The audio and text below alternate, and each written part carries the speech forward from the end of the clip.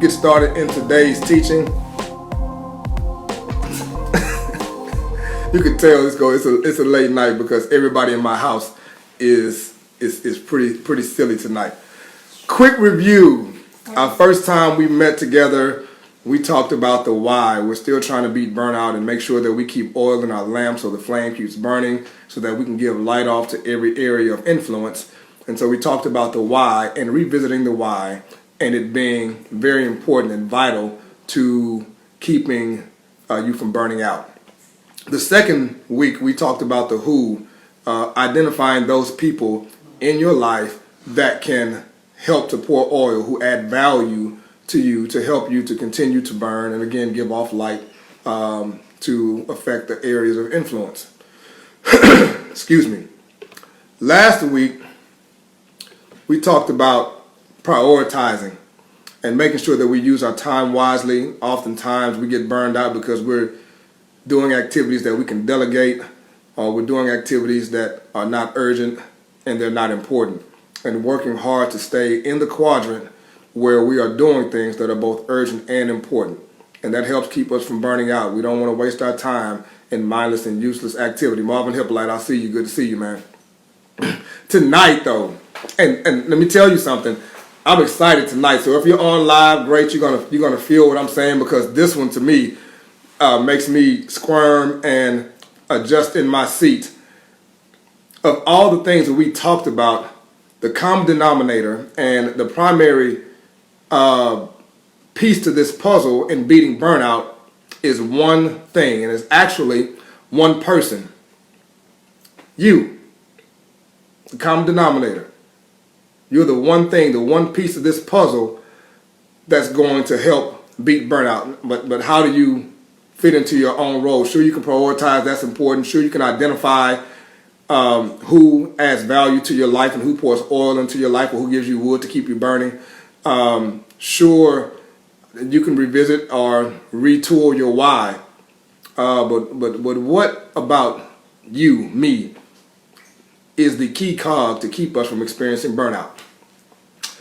I've heard a lot of preachers say it, a lot of speakers say it, but it may be familiar to you, I'm sure. But you can recall the times that you've flown on an airplane. And when you sit down before the airplane takes off, the flight attendants stand up and start to give instructions, or actually the pilot gives instructions while the flight attendants model the instructions. And one of the things that's always interesting to me is when they say when the cabin loses pressure, the oxygen mask will fall from the ceiling. And if you have a small child with you or an elderly person who may need some assistance, put the mask on yourself first and then assist them. Of course, we think about why. Well, if you're going to be helping someone, you need to be breathing as well. And this highlights, to me, the importance of self-care. So here's the question. How do you care for yourself? What do you do for you to make sure that you're refueled, to make sure that you keep oil in your lamp, to make sure that you have wood on the fire to make sure that it keeps burning? What do you do? Because look, we have a personal responsibility in how we live our lives and how we are beating burnout. It's our job on a very serious level to make sure that we take care of ourselves mentally, emotionally, spiritually, physically. We are required, if we're going to have any real effect in this global society, to take care of ourselves. Well, here's a question. Well, how do you do it? Or what are some things? Because some of you all may have some good practices that you've done, and you can feel free to share them in the comments, and I'll try and read them as I go. But let me give you a couple of things that not only from me, but from other people that I know who are always in this fight like me, constantly moving and constantly doing something, yet we're tired. Sometimes we lose motivation. What are we doing for ourselves to care for ourselves? If Jana was here, she'd say, I go to the gym, I work out. And it got so crucial for her that she built the gym in her garage. And not only is she helping herself when she works out, but she helps others. And now my wife is doing the same thing. And she's going to the boxing gym and she's training and hitting the punching bag. And when I get a chance to go to the gym, for me, it's kind of like a sanctuary. I put in my headphones, my hat is low, and I'm listening from anything from Ty Tribbett to Tupac. I'm just telling you the truth. That's what I do when I'm in the gym. And I zone out. And it's a way of me taking care of myself physically. One of the things I love to do, I grew up doing, was cutting the grass. I don't know why I started to cut the grass and love it, because when I was growing up, I couldn't stand it because my dad made me do it in this hot Houston weather. But I began to do it for my own home, and I found myself not wanting to be bothered, but enjoying the peace and the solitude that comes with being the only person behind the lawnmower. And so I got peace and I got some refueling there. Even though I was physically tired, mentally I was refueled, because even in those times, I could hear the Spirit speaking to me and revealing things to me, and lessons on how to take care of my grass, or how to take care of the flower garden, or just keep pushing even when I'm dead tired. How about traveling? When was the last time you hopped on a plane or on a megabus and just took a trip for no reason at all, but to go to a diners, drive-ins, and dives restaurant in San Antonio? Or to hop a plane to go visit a friend, or hop a plane just to go somewhere to detach. Or maybe not in the plane, or maybe not in the bus, but hop in the car and head to the country. I can't wait till I get some time so I can go out to the North Louisiana where my mother grew up and spend some time out there where there are no street lights, where you can look up and you can actually see the stars, because it is pitch black out there. How about this one? How about spending time with that aunt that you haven't seen in a while? Just call her up or go sit with her and talk, or sip coffee, as a way to refuel, as a way to self-care. Get some wisdom in your system from somebody that's older than you. This is one that I have begun to enjoy over the last year. Meditation. Taking time out to stop and get quiet. And not necessarily to think, but to breathe. We know how important it is to get oxygen in your body. Your muscles need it. Your brain needs it. That's what we have blood for, because the blood carries oxygen to all of our vital organs, to all of our organs at that. To sit down and to get quiet and to breathe. Not to sit down and try and think about the day or to wrestle with a decision, but to sit down in absolute silence. I started doing this, guys, and I said, there is no way I can do this because I'm used to noise. But I sat down in my closet and I said, I'm going to get quiet for 2 minutes. Can I do quiet, absolute silence for 2 minutes and just breathe deeply for 2 minutes? And I did it for 2 minutes, and I was like, okay, I want a third minute and a fourth minute and a fifth minute and a seventh minute and a 10th minute. And then I found some nice music. It's raindrops or it's birds chirping or the wind blowing through the trees. And I found myself craving that time to meditate. And so what I've begun to do is, as soon as I get home from work, I will go into my closet and I will sit for at least 3 minutes to just simply breathe. And that's taking care of myself. And why is that important? Because there are 3 people in this house that depend on me. And they need me to be at my best, with the best that I have to give, when I've given just about everything to the place where I work. And I believe that they deserve that. Self-care is so important. Indulge me for a few moments. In the Bible, and you all know I'm a Christian and I preach sometimes, so you know I'm going to go Bible sometimes. But in the Bible, some lawyers asked Jesus a question. They said, Jesus, what is the greatest commandment? They were trying to trap him. And he said, love God with all your heart, soul, and mind. In short, love God with everything that you have, your whole fiber of your being. And then he continued to answer. He said, and the second is just like it. Love your neighbor as your what? As yourself. Now that's a clause that's not often talked about. Love God with everything you have. Love your neighbor as yourself. So we focus on loving God. He is the primary person we ought to love, of course. And then we focus on loving others.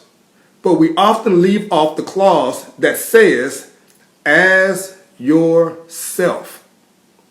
The way we love others, the way we love our neighbor, is a direct reflection of how we love ourselves. So if you find people that are always mistreating people, or always trying to be away from people because they don't like the company because they're so angry, frustrated, or whatever the case may be, wonder how they're loving themselves. Or if you find yourself in the same kind of feeling like you just don't want to be around people, but you know you're supposed to love other people, well, you have to love yourself before you can adequately love anybody else. Look, people, you cannot give what you do not have. And if you have not loved yourself, it's going to be very, very difficult to love other people. Self-care, it may sound a little selfish, but you need to take care of yourself. Look, Jesus went away to pray by himself sometimes. While he told his disciples, okay, get in the boat, go on this side, but I'm going away to pray. Just me, not y'all. Let me tell you something. We have to take care of ourselves physically. Watch what you eat, exercise. Emotionally, not control your emotions, but responding to them in an appropriate manner. Mentally, meditate, breathe, and spiritually, whatever that is for you, whether it's Christianity or Islam or whatever, go back to the tenements of your faith and get back entrenched in those things and watch your oil lamp begin to fill up and you'll have wood and you'll find yourself refueled. These are the things that we have to do for ourselves if we do not want to absolutely burn out. I trust this process.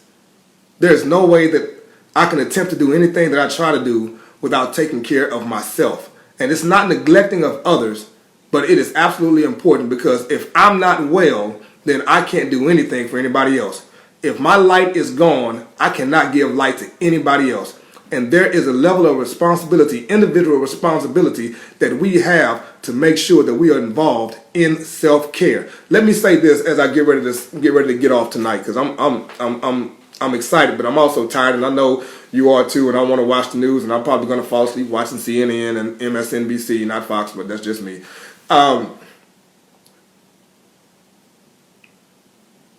If we don't take care of ourselves, we put the people we have influence on in danger of not being their best selves. It's really just that important. There may be somebody out there waiting on you to get back to who you are so that you can help them achieve their goals or become their best selves. If we're not good to ourselves, we are of little good to anyone else. So please take some time out and replenish your own oil. Look, that's all I have for tonight on this topic. Jana, I see you. Takesha, how you doing? NC, I see you. Glad you all came in. I promised last week that I would announce the next series. And so as of right now, the next series is probably going to be the art of communication. And I'm not talking about speaking in front of people and that kind of thing, but the heart-to-heart communication we have with people. It'll derive from John Maxwell books. Hey, it's 10 o'clock. Give me a second. It derives from John Maxwell's book, Everyone Communicates, but Few Connect. And so there are some principles in there that I want to bring out in a couple of sessions that I think will help us as we engage people in conversation or we are one-on-one. Now, I'm not locked into that. I am wide open. This has, again, been a new adventure for me. So if you have topics, ideas, concerns, and anything that you'd like to hear some discussion on as it relates to the growth mindset, personal growth and development, or achieving your purpose, whatever it is, drop comments below or hit me in the direct message, or if you have my number, text me, call me, say, Jay, have you ever thought about this? I've heard a lot of people talk about this. There are a lot of things on my mind that I would love to talk about, but I want to hear from you. And I think that's important as we try and engage in this kind of dialogue and as we try and go forward and grow in 2019. Again, thank you guys for coming on. Judy Holly, I see you. Rodney Brooks, my former teammate, I see you, man. You were looking fly the other day. I want to give a shout out to my wife. She gave a good point. You cannot pour from an empty cup. Absolutely. Amen to you, my beautiful darling wife. I'm available for life coaching and speaking engagements. You can visit my website, www.4142.com. It's spelled out FORTY, 4142.com. Please feel free to share this video on your page and with your friends. And look out for the announcement when I'm getting ready to come back live with a new 3 or 4 part series so we can grow and be better in 2019. Again, beating burnout, take responsibility, pour into your own cup by taking care of yourself. Love yourself. 4142. I'm out. And finish, right?